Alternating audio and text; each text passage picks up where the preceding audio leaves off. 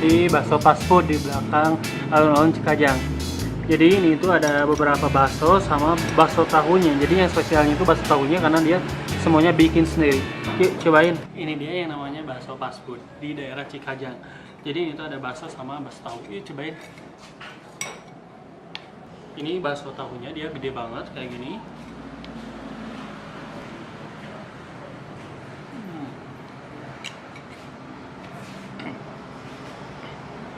Jadi dia bakso tahunya bikin sendiri.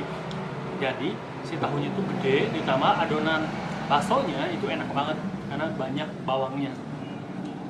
Ada juga baksonya nih. Ini dia baksonya. Empuk banget aja. Empuk ditambah daging di dalamnya kerasa banget. Mantap.